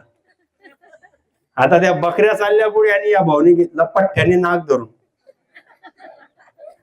हा लाल झाला, चेहरा फुगायला लागला, डोळ्यातून पाणी पडायला लागलं, श्वास सोडला. काय म्हणे त्याने मंत्र दिला म्हणे, असं कुठे भेटतं का? नाग धरलं म्हणे, एवढा माझा जीव गुदमरतोय. आणि त्याने तर सांगितलं म्हणे देव भेटेल. त्याने काय सांगितलं? पण मग त्याने सांगितलंय तर मग भेटलाच पाहिजे. परत म्हणे माझं काहीतरी चुकलं असेल, ह्या हाताने नाग धरलं, परत जीव गुदमरला, मरेपर्यंत धरलेला नाग परत सोडलं. आता त्याचा दृढ विश्वास कशावर होता? त्याच्यावर. नाग धरल्यावर देव भेटतो ना. मग आता त्याने 2दा प्रयत्न केले आणि तिसऱ्यांदा त्या मनमौजीने ठाणलं की जर आता नाही भेटला, मेला तर 72 मी मरेलच, पण मी आता काही नाग सोडणार नाही. आणि तिकडे त्या वैकुंठाच्या स्वामीला चिंता पडली की हा जर असा नाग धरत बसला तर माझं कसं होईल. आता तो भोडा आहे, तो भोडा आहे, त्याला काय माहिती? शास्त्र आणि विद्यान प्राणायाम आणि रेचक आणि पूरक आणि कुंभक काय माहिती त्याला. आता त्या पंडितजीने त्याचा पिछा सोडवण्याकरता सांगून दिलं नाग धरला की देव भेटत. आता या पठ्ठ्याने ऐकून घेतलं ते. आता 2दा त्याने केला प्रयत्न, तिसऱ्यांदा त्याने ठाणलं आता मी राहू की जाऊ. धरला परत त्याने नाग. आता म्हणे मी जोपर्यंत देव भेटणार नाही तोपर्यंत नाग सोडणार नाही. धरलं धरलं धरलं, आता तो सोडायचा नाही श्वास. तेवढ्यात त्या विष्णू हरीला चिंता पडली, अरे हा जर असा मेला तर माझं नाव चालतं, मला जावं लागतं. पटकन तिथे यावं लागलं आणि आल्यानंतर सांगतो, अरे बालका हात काढ, मी आलोय. त्याने डोळे पाहिले, विष्णू देवता होते, वैकुंठाचे स्वामी. आता याने काही देव पाहिला नव्हता. हा म्हणतो नाक सोडल्यावर म्हणे तुम्ही, म्हणे मीच आहे देव. मी कस काय ओळखू म्हणे तुम्ही देव आहे? मी थोडीच पाहिलंय आतापर्यंत, मला काय माहिती कोणी बहुरूपी आहे का, कोणी माणूस आहे का, कोण आहे. परत अरे तू हात काढ म्हणे, बाबा तू नाक नको धरू, मला चिंता लागते म्हणे तुझी. म्हणे तुम्ही देव आहात? म्हणे हो. नाही म्हणे माझा विश्वास नाहीये, तुम्ही थांबा म्हणे इथे, मी त्या पंडितजीला त्या गावातून बोलवून आणतो आणि त्यालाच दाखवतो की हाच आहे का तुझा देव. देव म्हणतो ठीक आहे मी पण. अरे तुम्ही जाऊ नका म्हणे, नाही तुम्ही नाक धरतो. ठीक आहे म्हणे बाबा तू जा. गेला पडत पडत गावामध्ये, पंडिताला बोलवून आणलं. तो पंडितजीचा पत्ता विचारत विचारत गेला, तो घरातच होता. त्याला दरवाजा ठोकून बाहेर आला. अरे म्हणे तू? म्हणे हो. काय झालं? नाही म्हणे चला माझ्यासोबत नदी काठी. अरे जा म्हणे तू. नाही म्हणे चला. म्हणे काय झालं? अरे म्हणे नाक धरलं मी आणि कोणीतरी 4 हातवाला वस्त्र धारण केलेला टोप घेतलेला माणूस आहे म्हणे, मला म्हणतो मी देव आहे. तुम्ही सांगा म्हणे देव आहे का नाही. अरे तू जा रे म्हणे बाबा. अहो चला चला करत घेऊन आला आणि दाखवलं, पहा म्हणे. त्या पंडिताला आश्चर्य झालं आणि पाहिलं तर साक्षात विष्णू देवता. पाया पडला विष्णूच्या देवाच्या आणि त्या देवालाच त्या पंडिताने प्रश्न केला, म्हणे एवढी मी तुमची आराधना करतो, पाण्यामध्ये आंघोळ करतो, बाहेर आल्यानंतर एवढं मी विद्या करतो, इतकं मी सोवडा पाडतो, कधी भेटले नाही आणि याचं फक्त नाक धरल्यावर तुम्ही येऊन गेले, हे काय म्हणे असं. मग त्या विष्णू देवाने सांगितलं की याने दृढपणा ठेवला. म्हणे काय ठेवला? दृढ. एक तत्व नाम दृढ धरी म्हणा. अरे याने तर नाम जाणलं पण नव्हतं, पण याचा जो विश्वास होता की मला देव भेटला पाहिजे, तो विश्वास याचा मरेपर्यंत असा होता की जीव गेला माझा तरी चालेल, पण मला देव का भेटत नाही, ही तळमळ मी त्याची पाहिली आणि त्या तळमळीमुळे मला इथे यावं लागलं. ती तळमळ तुझी नव्हती म्हणे, तुझी फक्त वार त्योहार कर्म कांड याच्यात तळमळ होती, दृढपणामध्ये नाही होती. मग जो दृढपणा ठेवतो ना, तर त्याला विष्णू म्हणतायत की मला यावं लागतं. मग जो भजतो राम भजो मध्ये दृढपणा ठेवेल त्याला कैवल्य परमात्माला अमर लोकात जागा देईल. भजो राम, बिलकुल असं दृढ राहा की माझ्या घटात प्राण आहे, मी जिवंत आहे.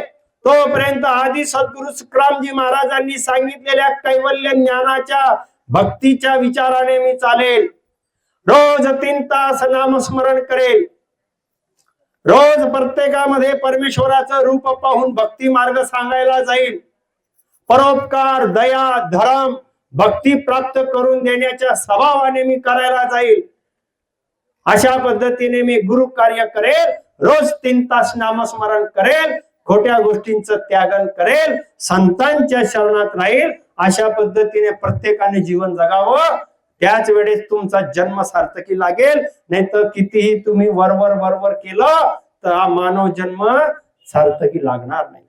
अंतर्मधून भक्ती करा, निज मनाने भक्ती करा, एकच राम नामाने भक्ती करा. बस, काही वेगवेगळ्या भक्ती मार्गाची गरजच नाहीये. जन्म जन्माचे पाप फक्त एक राम नाम कापून टाकतं. अनेक नाम घ्यायची गरज थोडीच आहे. कचरा जाळायला काय लागतं? हे कचराचा ढिगारा पडलाय, एक ठिणगी लागते फक्त. एक माचीची काडी टाकली तर मात्र केवढा टन भर कापूस असेल तरी खाकून जाईल का? तेवढंच काड्या लागतील? एकच ठिणगी लागते, बस कचरा जळून जातो. असे एकच राम नाम जन्म जन्माचे पाप कर्म कापून टाकतं, नवीन कर्म लागू देत नाही. प्रारब्ध कर्म आमचे सहज भोगून घेतो आणि आम्ही मोक्षाला जातो. भजो तो राम भजी जोरे, हरी बिन दूर तजी जोरे. करा राम राम, एकदम धृढ राहा. असं नाक नका पकडा बरं, नाही तर बस त्या भाऊनी सांगितलं नाक पकडा. शब्दार्थ आणि भावार्थ, हे भावार्थ आहे की बा दृढ राहिल्याने दया येते, दृढ राहिल्याने त्याला सुद्धा ऐकावं लागतं वैकुंठाच्या स्वामीला. तर तुम्ही रामनामामध्ये दृढ राहा. माणूस रामनामामध्ये दृढ नाही राहत, तो पट्टा खाण्यापिण्यामध्ये पक्का राहतो. तंबाखू सुटणारच नाही म्हणतो, गुटखा सुटणारच नाही म्हणतो, 30 वर्षापासून प्यायची सवय, दारू सुटणारच नाही म्हणतो. याच्यामध्ये दृढ आहे. बोकडा, कोंबडा, मांस, मटण, मच्छी आमच्या पिढ्यान पिढ्या खात आले, सुटणारच नाही म्हणतो. याच्यात पक्का आहे, याच्यात पक्का नका राहू. धूम्रपान, बिडी, सिगारेट, गुटखा, नशा, व्यसन, मांसाहार हे पापाचे भार आहेत. ऐका, हे कोणाला दुखवण्यासाठी आम्ही सांगत नाहीये, हात जोडतो आपणास. हे मानव जन्म सार्थकी लागावा म्हणून संतांनी सांगितलेलं आहे की हा मनुष्य शरीर परमेश्वर प्राप्तीचं साधन आहे.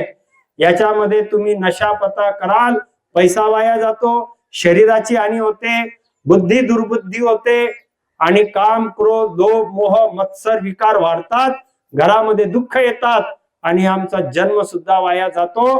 म्हणून आमची गरज आहे सुखी राहणे, आमची गरज आहे घरामध्ये आनंद असणे, शरीर निरोगी राहणे. म्हणून मांसाहार व्यसन सोडा, भक्ती नंतर करा,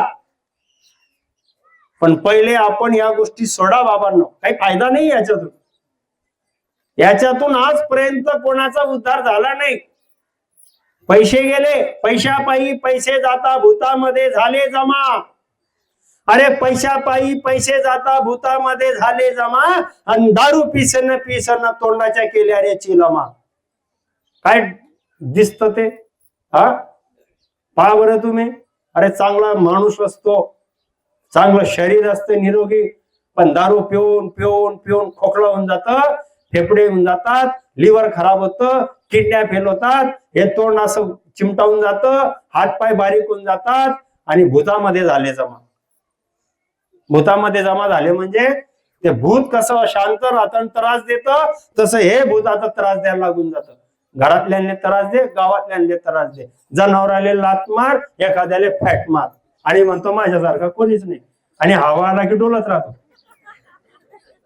भूत नाही तर काय आहे ते? भूतच येते. स्वतःची सूद नाही, चालण्याची ताकद नाही. एकदम जास्त पिऊन घेतली तर जिथे गटार, उकिरडा, नाल्याचं घाणेरडं पाणी असतं त्याच्यामध्ये तोंड खुपसून पडलेला राहतो. लोक असे पाहतात त्याला, पाहता का नाही? दिसतो का नाही असा एखादी माणूस? दिसतो का नाही? मग ते कपडे भरलेलं, ते कसा पडलेला, शुद्ध राहत नाही दारूमुळे. माणूस चांगला आहे, पण आहारी दारूच्या गेल्यामुळे त्याचं असं घाण होते, शरीराची हानी होते. अरे आई वडिलांना लाजवलं जातं, आई वडिलांचा काय दोष असतो त्याच्यामध्ये, लोक नाव ठेवायला लागतात. अरे त्याचे आई वडील तर असे होते आणि हा बघा कसा आहे म्हणतात ना. असं आपल्या कुळाला लाजवतो आपण, आपल्या पित्रांना लाजवतो आपण, आपल्या समाजाला कुठेतरी गालबोट लावतो आपल्या कृत्यामुळे. म्हणून बाबांनो, निर्व्यसनी राहा. फुकट आली तरी दारू घेऊ नका. दारू पिल्याने काही टेन्शन जात नाही. दारू पिल्याने कोणत्याही प्रकारचं तुम्हाला समाधान मिळत नाही. उलट तुम्ही भुताटकी सारखे वागायला लागतात. लिव्हर खराब होतं, बुद्धी खराब होते, क्रोध वाढतो, आमचा घात करतो, एक तर स्वतः दुसऱ्याचा घात करतो. भारतामध्ये जेवढ्या केसेस पोलीस स्टेशनामध्ये आणि कोर्टामध्ये चालू असतील त्याच्यातल्या 70% केसेस दारू पिणाऱ्यामुळे झालेल्या आहेत. हे मी स्वतः मनाने सांगते. व्यसन मुक्ती पेपर येतो, व्यसन मुक्तीचा दिवस, ज्या दिवशी व्यसन मुक्तीचा दिवस असतो त्या दिवशी पेपरात बातम्या येतात. त्यावेळेस सर्व बऱ्याच ठिकाणी देतात तंबाखूचे परिणाम, दारूचे परिणाम, ऍक्सिडेंट किती झाले, फारकत्या किती झाल्या, किती जणांना जाळलं, किती जणांना मारलं. त्याच्यात 90 पेक्षा म्हणजे 70 पेक्षा 80% तर दारूच्या घटना जास्त होत्या. मग असं आपण जगायचं का? म्हणून दारू सोडा. भक्तीसाठी तर नंतर, पहिले आपलं घर दार, मुलं बाळ, लेकरं, परिवार, माता पिता, समाज चांगलं जीवन जगावं आणि आदर्श जीवन जगावं म्हणून दारू सोडा. निर्व्यसनी राहा. कर्करोग होतो तंबाखूमुळे, गुटखा खाल्ल्यामुळे कॅन्सर होतोय, अनेकांचे जबडे काटले जात आहेत, 5-5, 10-10 लाख रुपये ऑपरेशनाला लागतात.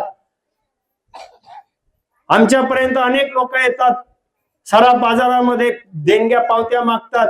एखादी मुलगी असते, त्याची आई असते आणि एक प्रमाणपत्र डॉक्टराचं असतं, दादा 5,000 द्या, दादा 1,000 द्या, हे आमच्या घरचे आहेत, यांचं ऑपरेशन आहे, यांना कॅन्सर झालाय, आम्ही पैसे गोळा करतोय.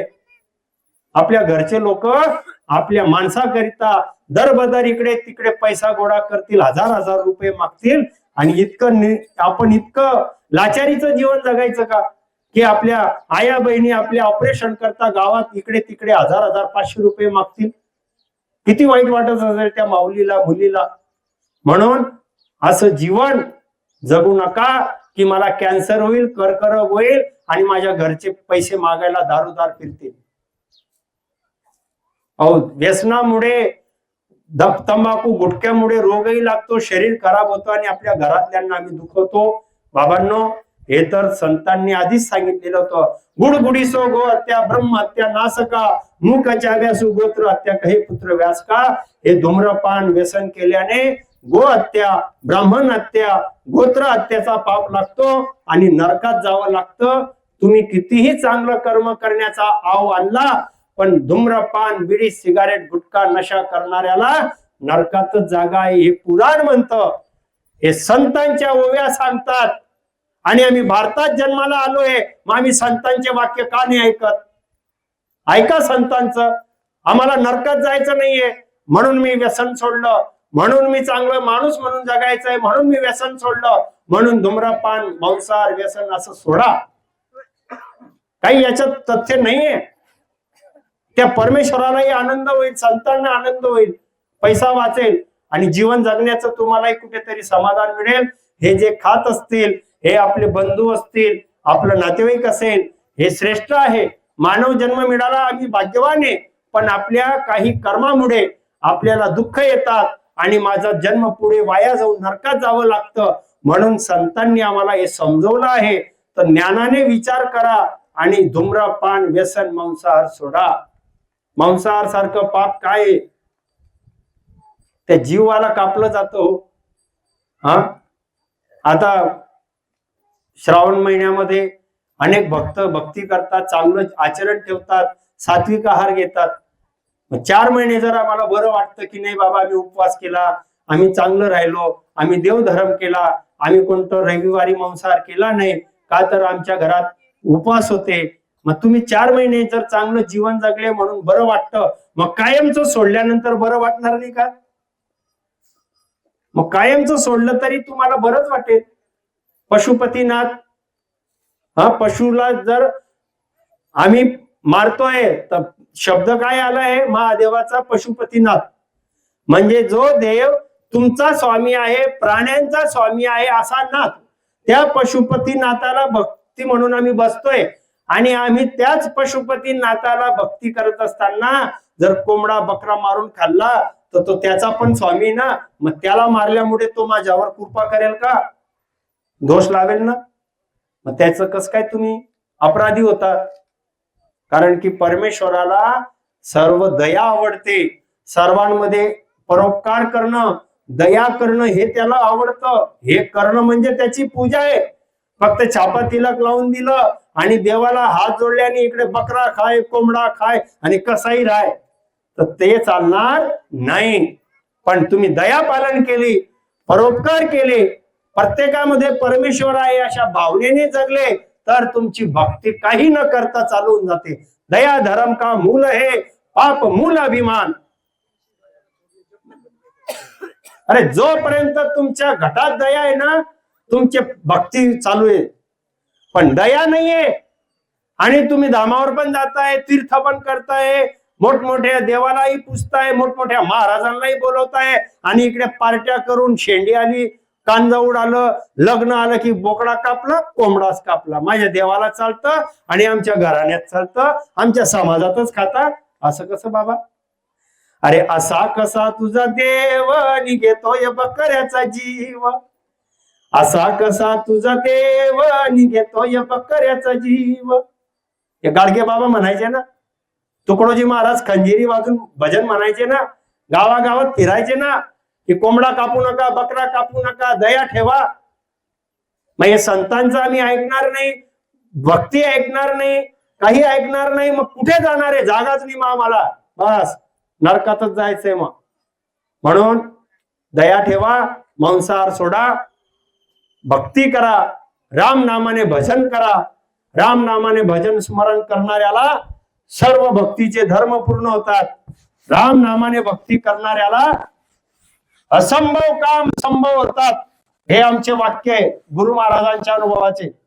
राम नामाचा महिमा ऐकतोय आपण आणि राम नाम घेतल्याने कसे फायदे होतात ते ऐकतोय आपण. पण एक छोटीशी एक गोष्ट मी सांगेल आणि सत्संगाला विराम देईल. वाक्य काय आहे आपलं? आता गुरु महाराजांनी अनुभव दिलेला आहे, असंभव काम संभव होतात. जे होणार नाहीये ते होऊन जाईल चांगलं, पण केव्हा? राम नाम. प्रत्येक कार्याची सुरुवात राम नामाने करा, असंभव काम संभव होतात. हे अनेकांना पटतंय, अनेक ऐकतायत, अनेकांना वाटतं काय माहित बाबा.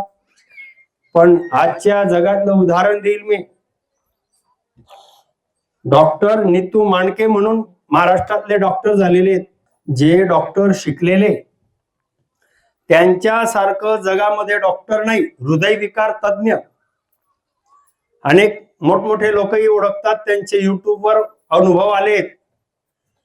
डॉक्टराचं नाव नीतू मांडके, स्पेशलिस्ट हृदय, हृदयाचं सर्व तज्ञ जाणकार असे स्पेशल डॉक्टर की त्यांच्याकडे जाणारा एक तो मंत्रीच असायचा, आमदार खासदारच असायचा, किंवा महाराष्ट्रातला किंवा दिल्लीतला एखादी मंत्री किंवा उद्योगपती असायचा, त्याचाच नंबर लागायचा.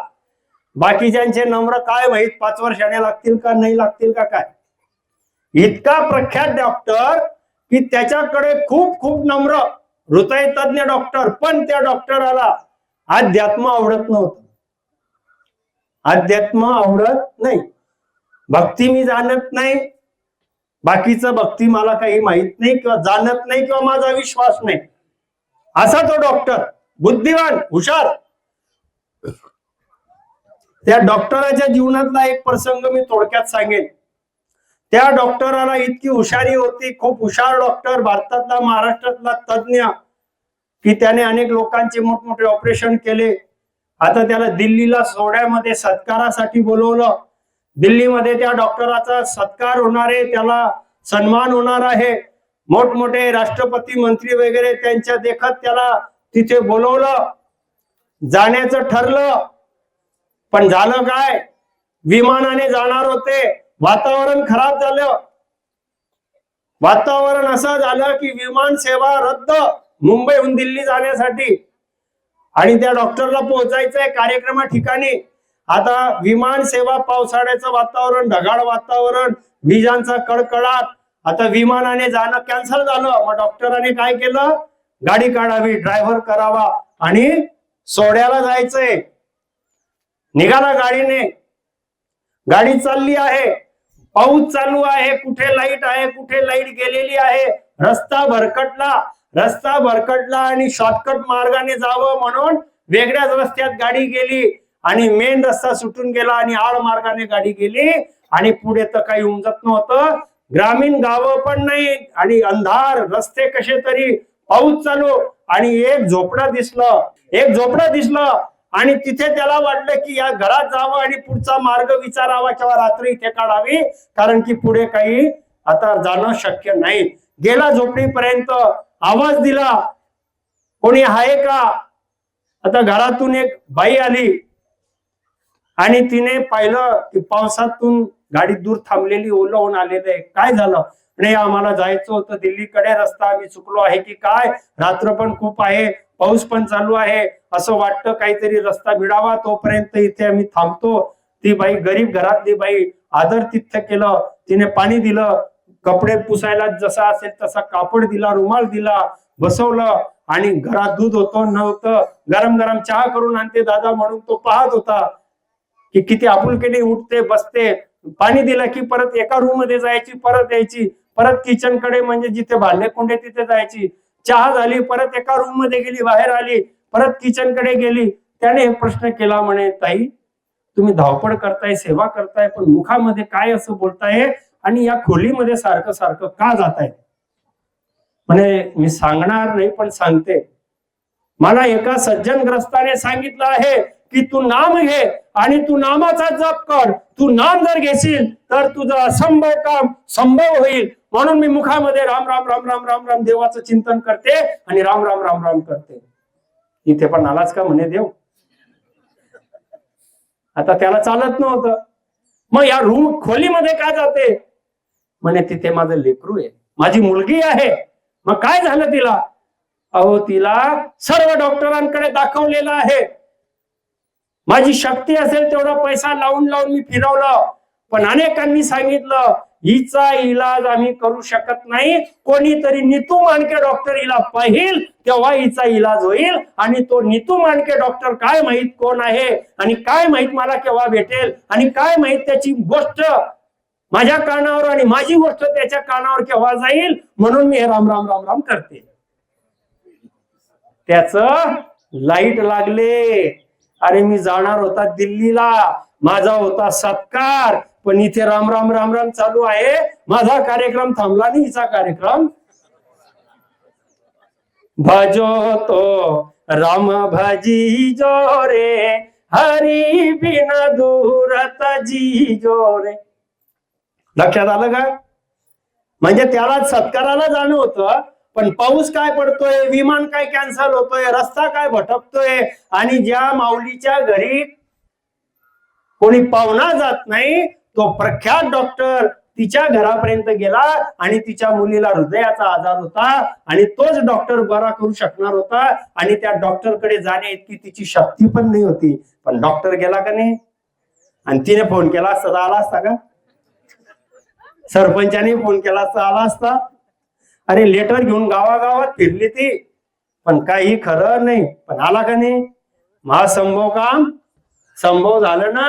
काय केलं तिने, मुखात नाम ठेवलं आणि त्या डॉक्टरने तेव्हापासून ठाणून घेतलं की अरे मी इतकी प्रगती केली, मी इतका बुद्धिवान झालो, पण हे शास्त्र मला आता समजलं की जर या झोपडीमध्ये हिची मुलगी आजारी आणि एवढा मोठा माझा सोहळा होणार आणि मी इथे आलो, म्हणजे त्याने ऐकलं हिचं, आणि तो हिचं ऐकू शकतो तो माझं पण ऐकू शकतो. मग तेव्हापासून त्या डॉक्टराने धार्मिकता ठेवली आणि सायन्सच्या जोडीला अध्यात्म लावलं आणि स्वतः त्यांनी व्याख्यान केलं भक्ती मार्गाचे. मग आता एवढं उदाहरण देण्याचं कारण एकच होतं, भजवतो राम भजे रे. मग राम भजायचा ना आजपासून. आलोक बाळाचा जन्मदिवस आहे आणि त्या जन्मदिवसामध्ये हा सत्संग सोहळा भक्तीचा आलेला आहे गावात. आणि या सत्संगामध्ये आलेले समाज बांधव, नातेवाईक, गावकरी, रामस्नी परिवार गेल्या 1.5-2 तासापासून गरमी ऊन आहे त्या परिस्थितीत बसून तुम्ही ऐकताय एकसारखं. पण हे ऐकून या कानातून ऐकून या कानातून जाऊ नका देऊ. या कपाटात जसं औषध त्या कपाटात त्यांनी ठेवले, तसं या हृदयाच्या कपाटात रामनाम ठेवा, विश्वास ठेवा, राम भजन करा रोज 1 तास. राम नामाला ब्रह्मांडामधला तारक मंत्र म्हणतात. रक्कार रक्कार मक्कार जोडला म्हणजे हा राम तयार होतो. रामायणामध्ये तुलसीदास महाराज म्हणतात, रा म्हटलं की सर्व पाप बाहेर येतात आणि म म्हटलं की तोंड बंद झालं की नवीन आत जात नाही. म्हणून ते राम राम राम करा असं म्हणतात. नाम जपत मंगल दस दिसो. हे राम नाम जप केल्याने 10 दिशा शुभ होतात. राम नाम जप केल्याने वास्तुदोष राहत नाही, पितृदोष राहत नाही, ग्रह पनोती लागत नाही, देवी देवता तुमच्यावर कोपत नाही, परमेश्वराचं परमपद मिळेल. सद्गुरूच्या विधीने येत्या जात्या श्वासात निज मनाने नामस्मरण करा आणि हातात काम मुखात राम ठेवा. धूम्रपान, बिडी, सिगारेट, गुटखा, व्यसन, मांसाहार सोडा आणि रोज राम नामाने येत्या जात्या श्वासात नामस्मरण करा.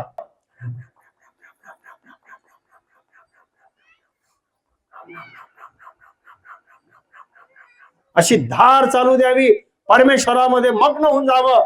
बोला, आदि सद्गुरु, सर्व आत्माओं के सद्गुरु, सर्व सृष्टि के सद्गुरु, सद्गुरु सुखराम जी महाराज. धन्य हो, धन्य हो. राम सभा में राम राम महाराज. राम राम.